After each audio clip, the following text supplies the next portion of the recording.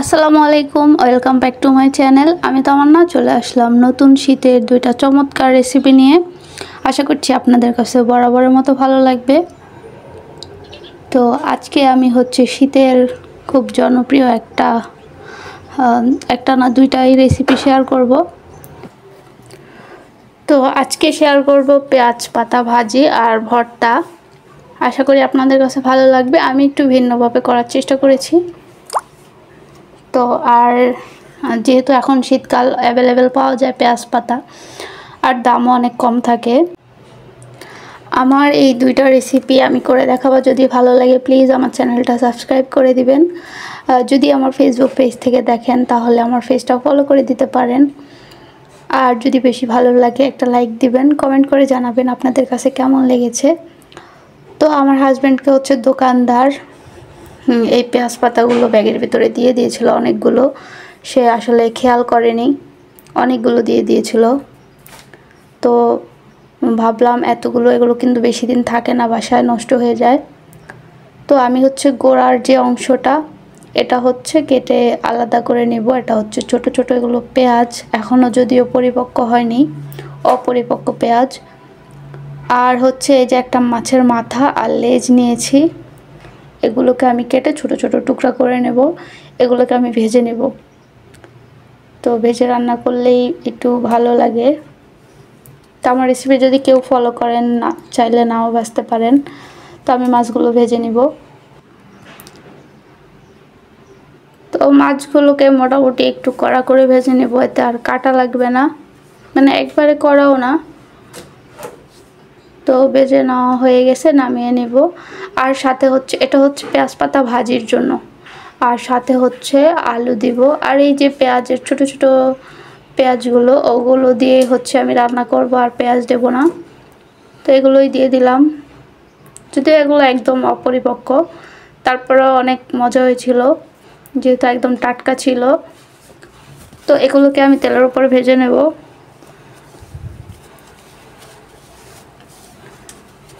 তো এরপর আস্তে আস্তে বাকি সব উপকরণ দিব। তো এখন দিয়ে দিলাম কাঁচামরিচ। শীতকালীন সবজিগুলো আসলে খুবই ভালো লাগে, আর শীতকালীন সব সবজিগুলোই অনেক বেশি ভালো লাগে। শীতকালটা আসলে সুন্দর, শুধু শীতটা ভালো লাগে না আর কি। তো এখন এগুলো আমি ভেজে নিব। তারপর মশলা দিব। এখানে রসুন দিয়ে দিলাম।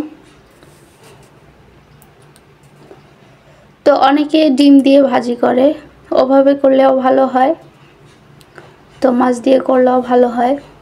আর দিয়ে দিলাম সামান্য জিরা, হলুদ, সামান্য হলুদ, খুব অল্প পরিমাণে দিয়েছি হলুদ। তো এই মশলাগুলোকে একটু ভালো করে ভেজে তারপর আলু দিয়ে দিলাম। আর এখন পেঁয়াজ পাতাগুলো কেটে রেখেছি, ওগুলো দিয়ে দিব।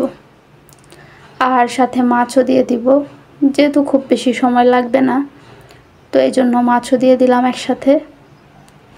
এই মাছগুলো কাটা খুলে দিলে বা আরও ভেঙে ভেঙে দিলে আরও ভালো লাগে। আমি আস্তে আস্তে এগুলো ভেঙে দেব পরে।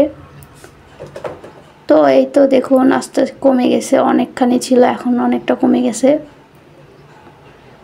তো এভাবে করে সময় নিয়ে এটা ভেজে নেব। আর অনেক বেশি সুস্বাদু পেঁয়াজ পাতার ভর্তাটা, পেঁয়াজ পাতা ভাজিটা, ভর্তাটাও অনেক মজা। তো পুরো ভিডিওটা দেখতে থাকেন, আমি ভর্তার রেসিপিও দেখাবো। আমার ভিডিওটা যদি ভালো লাগে চাইলে শেয়ার করে দিতে পারেন। তো এই তো দেখুন ভাজি করার ফাইনাল লুক, এটা কতটা লোভনীয় হয়েছে। আশা করি আপনাদের ভালো লাগবে। যদি ভালো লাগে লাইক দিতে ভুলবেন না কিন্তু।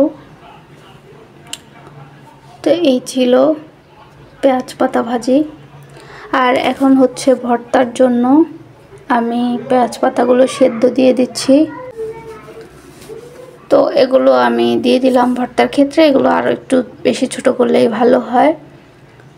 তো আমি এগুলো সেদ্ধ করে নিয়েছি সামান্য একটু পানি দিয়ে।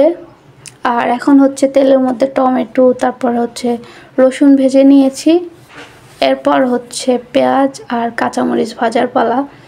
তো সরিষার তেল আমি খুব কম দিয়েছি, কারণ উঠানোর পরে আবার দিব তেল। তো এখন দেখুন ভর্তাটা করব। এই যে রসুনগুলোকে ভেঙে নেব, একদম ম্যাশ করে নেব। তারপর হচ্ছে টমেটো। তো এই ভর্তাটা কিন্তু মিস করবেন না, এটা খুবই টেস্ট। আর টমেটোর চামড়াটা ফেলে দেব, যদিও টমেটোর চামড়াতে টমেটোর থেকেও বেশি পুষ্টি থাকে।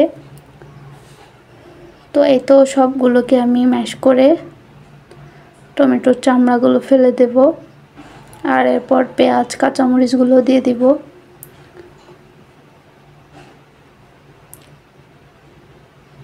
আর এখন হচ্ছে সেদ্ধ করা যে পেঁয়াজ পাতাগুলো সেগুলো দিয়ে দিলাম, আর একটু লবণও দিব। আর সবশেষ আমি দিব হচ্ছে সরষের তেল। আপনাদের কাছে ধনিয়া পাতা থাকলে ধনিয়া পাতাও দিয়ে দিতে পারেন, তাহলে আরও বেশি একটু ফ্লেভারফুল হয়। তো এখন আমি সরিষার তেল দিয়ে দিলাম। সরিষার তেল দিয়ে এটাকে ফাইনালি মাখিয়ে নিলাম।